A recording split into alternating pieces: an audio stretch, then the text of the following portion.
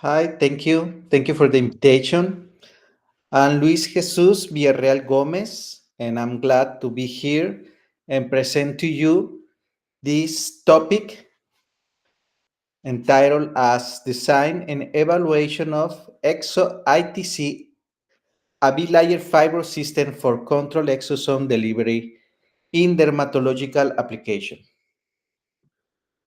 I'm from Tijuana, Mexico. It's in the border between United States and Mexico. These are some pictures of my university. You are welcome to come and visit my lab.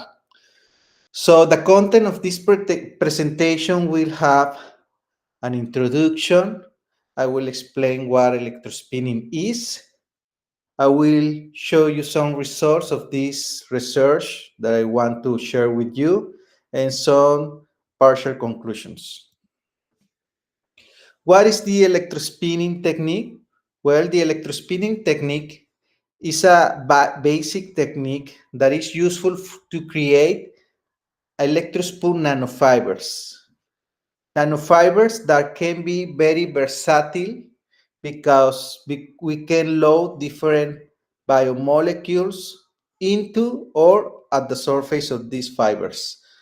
For example, proteins, vitamins, some pharmaceutical drugs, some plasmid, between others, amongst others, molecules.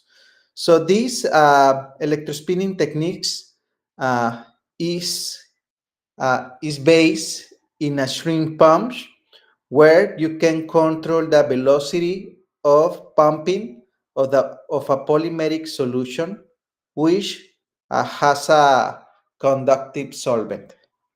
Also, we have a metallic collector, usually made from aluminum, but you can use other metals. The rule here is that this collector has to be conductive. Also, or finally, we have a high voltage supply in order to create an electrical field in order to attract the polymeric drop to the collector. So when you apply the voltage, high voltage, maybe 5 kilovolts to 35 kilovolts. In average, we use 20 kilovolts in our lab. And when you apply the high voltage, uh, an electric field is created which attract this polymeric drop to the collector, and so you will create a fiber, an elongation of this polymer solution. You will a fiber it will create in the air, and the solvent will evaporate. So this fiber will drop into the surface of the collector in a randomly way. So these electrospooner nanofibers are interesting because we can control or we can design uh, the average diameter of the fibers. We can obtain between 100 to 1000 nanometers. We can have higher diameters, or even in literature you can find less than 10 nanometers fibers. Also, we can control the high surface area, and this is important because we will have an scaffold with a more contact sites in a minor spatial radius.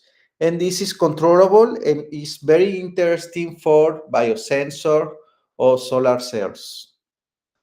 We also can control the pore size, which can be too small or can be relative big, in order to filter some molecules or filter water or filter air, uh, depending of your interest.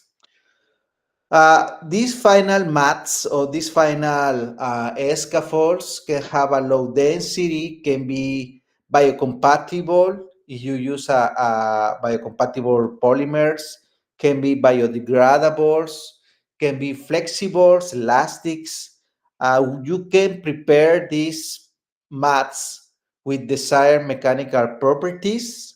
And depending of the biomolecule you use to load these nanofibers, you can have different bioactives functionalities, such as anti-cancer, antimicrobial, antifungal activities, antioxidants, amongst others. This is some gift of the electrospinning technique, how the electrical fields are creating the electrospoon fibers. You can see how the fibers are formed in the air and are and drops into the collector. You can make patterns in the fibers in the collector, depending if you use a rotative collector, as for example, on the upper left of this slide, you can see a drum, a rotating drum, that when you apply the high voltage supply, the electrical fields, the fiber will forming in the air, and uh, it will be enrolled in this drum, dynamic drum. So you can create patterns, as you can see in the lower left part of the slide, how these fibers are aligned. Or if you have a static collector, you can have a randomly distributed fibers, so you can create scaffolds, three-dimensional scaffolds. So in the right side of the slide down, you can see the comparison between a human hair and these electrospoon fibers, how these difference in diameters are usually, for example, 1,000 times smaller. So there are different conditions and parameters importance in the electrospinning technique. We need to consider the molecular weight of the polymer concentration, the conductivity of the solution and the final solution, the surface tension of this solution.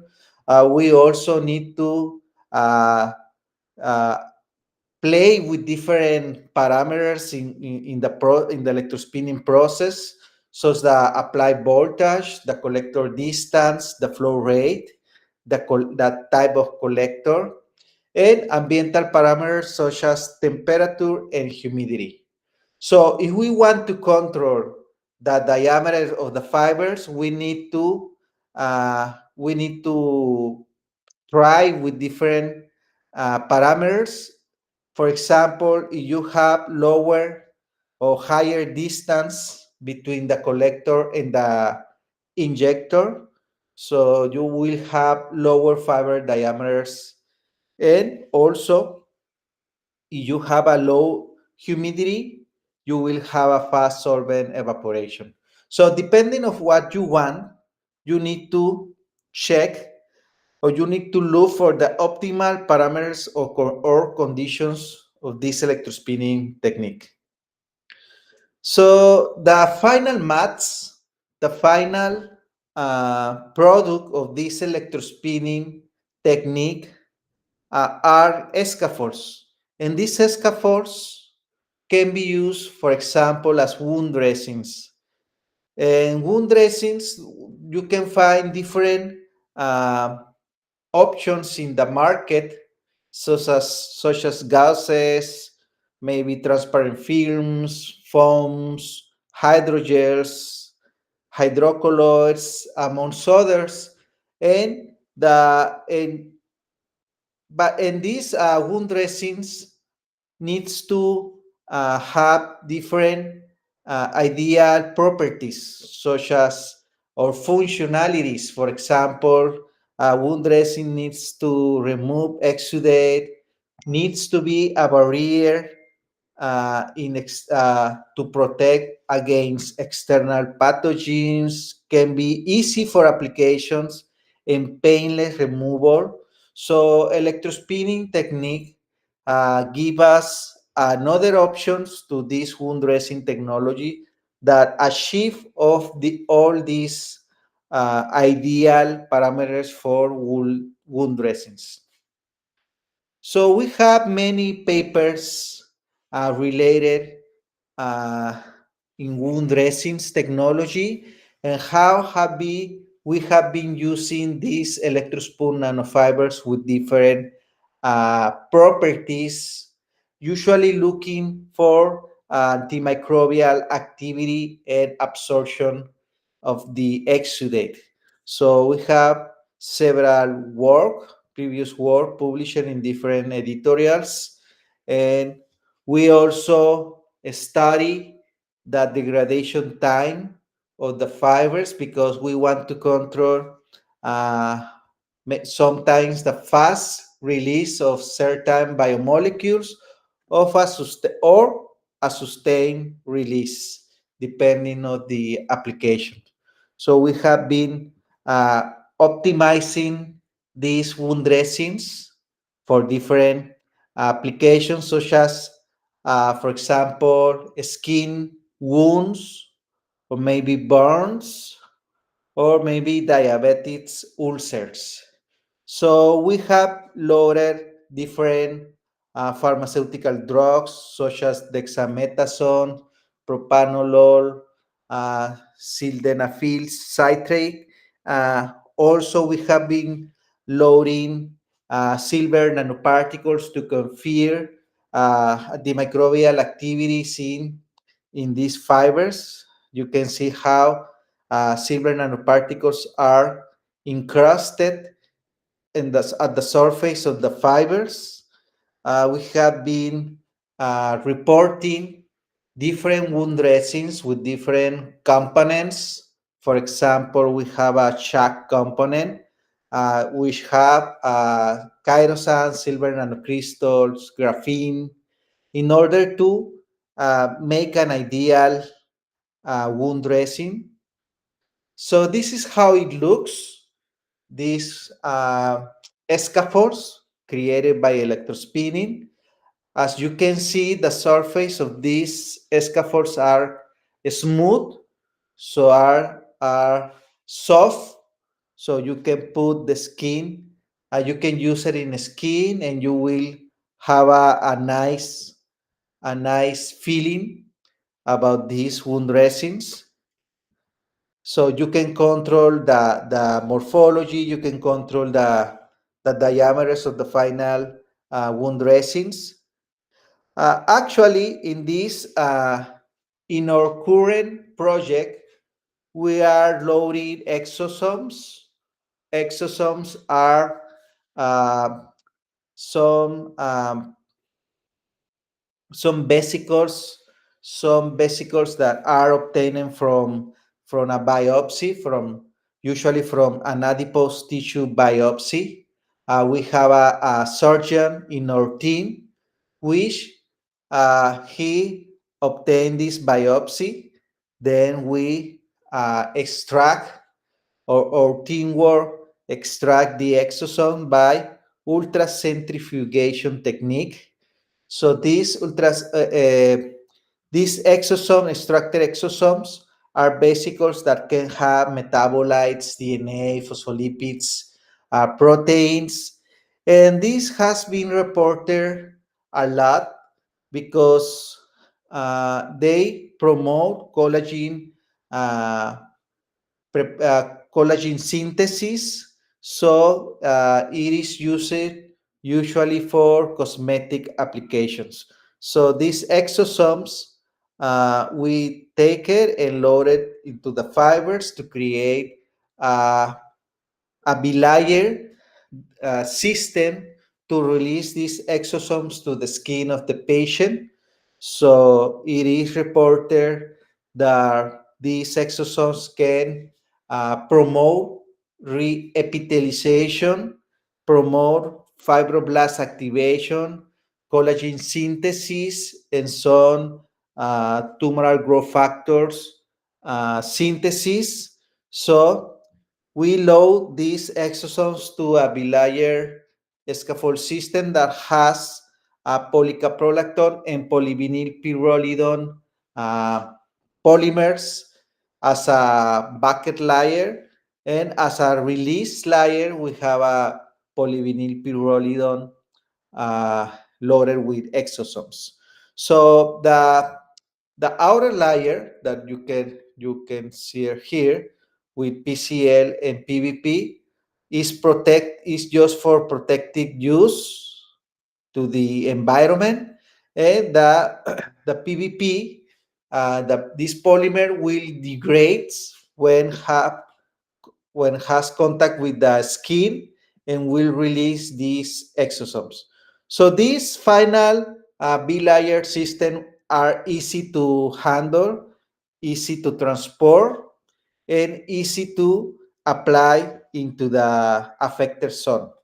So the idea is, well, this is some pictures of the exosome that are coming in from BIOS. We blend these exosomes into the polymer solution. This is the electrospinning condition that we find that are the optimal ones to create a reproducible electrospoon fibers. So this is the electrospinning technique. This is the shrimp pump. We usually use an acrylic box for protection and to control the environment parameters. And upside of the picture are the high voltage supply and the collector, no? The metallic collector. So these are some pictures of the electrospoon fibers loaded with this exosome. This is how it looks. The upper pictures of this image are optical view from an optical microscope, and the two pictures down are SEM microscopy. So this morphology help us to calculate or measure using the ImageJ software the diameters of the fibers. We have an average from the PCL of 1 micrometers, for PVP also 1 micrometers, and the outer layer has like a 900 nanometers, and the inner layer approximately 900 nanometers. And the whole bilayer system, we have an average of 800 nanometers. We intend to create this or to perform this diameter in order to improve mechanical properties of the final maps. This is like a X-ray tomography made to these fibers. The idea of using these images is to give you a view, a three-dimensional view of the interconnector fibers and the interconnection of the pores of these mats. And the red color is the air. So you can see these mats are have a high percentage of air. This is important because for wound dressings, because improve re-epithelialization in the inside and oxygenation of the injured area. We perform Fourier transform infrared spectroscopy in order to evaluate the integrity of the polymer use. We usually have a sign and specific spectral signs of the polymers used, PCL and PVP. We do not observe exosomes here. We observe the integrity of the functional groups of the couple of the polymers, because we expose these polymers to electrical field. So we always perform this kind of analysis to see if we have degraded or affected polymers. But in this spectra, we can see that the characteristic signals of PCL and PPP. We also perform the thermal analysis.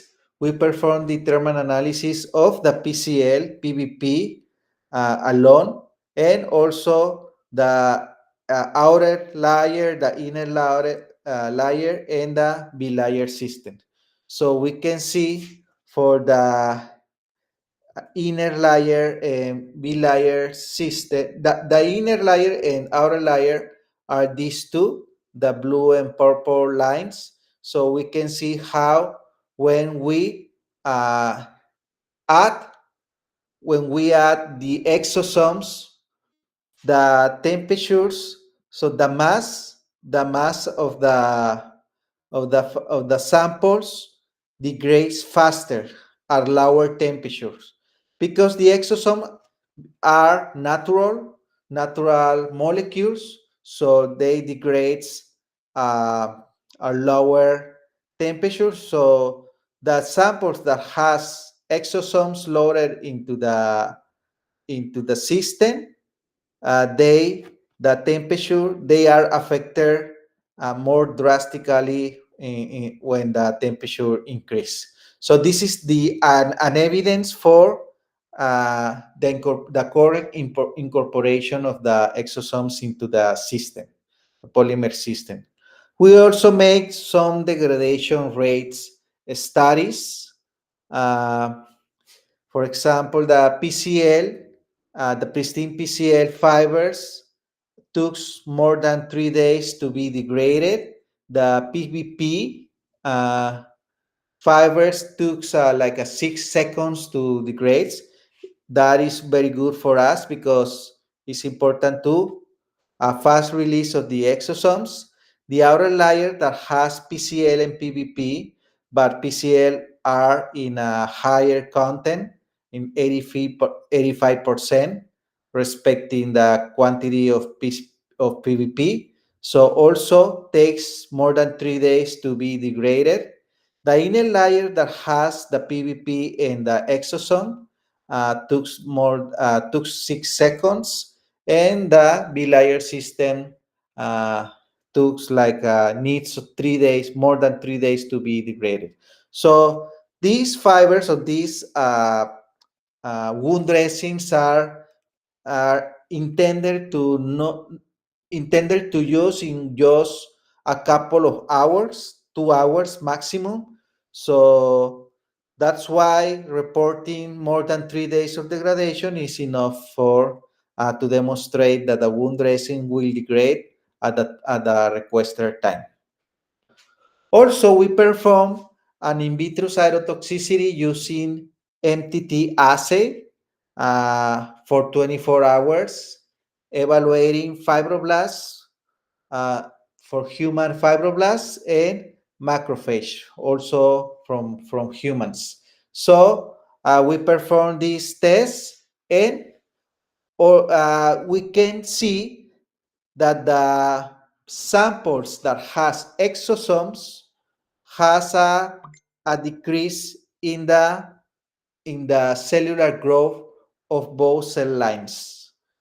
Okay, and this is good. It's a good result because these exosomes are not from the same cell lines.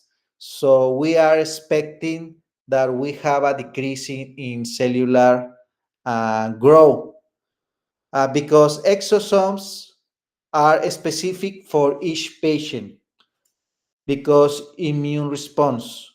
So, for example, Luis exosomes will be useful only for Luis application. It not can be used for other patient. So also, so that's why this we can observe this decrease. But an important thing is that the polymers used for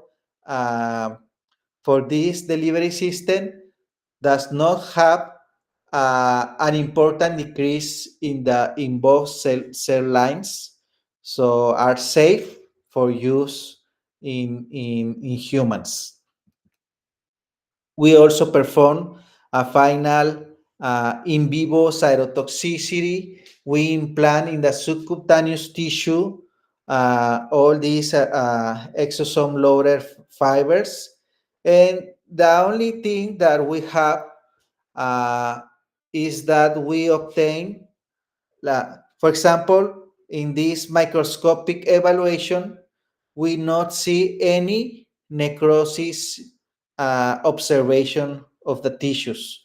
We only observe a capsule that is normal for foraging body reaction, uh, and this happens for all implanted materials. So we don't see any disruption of the tissue, any necrosis. So that's why are good results. Uh, and for conclusions of this presentation, we have a potential bilayer electrospoon fibers using polycaprolactone and polyvinyl pyrrolidone loaded with exo-ITC exosomes for control release of this exosome to dermatological application. So we demonstrate reproducible electrospin fibers mats loaded with these exosomes. We create a bilayer system. We measure the diameters of these fibers, 1 micrometer, that which is a good diameter for good mechanical properties. The mechanical evaluation is still pending. This work is not ended yet. Still, we are preparing some proofs to perform the mechanical properties, but the morphology of the fibers are expected, and the cytotoxicity assays also are expected. So the polymers does not present any toxicity, and the exosome decrease the growth of the cells, but is normal, is an expected results.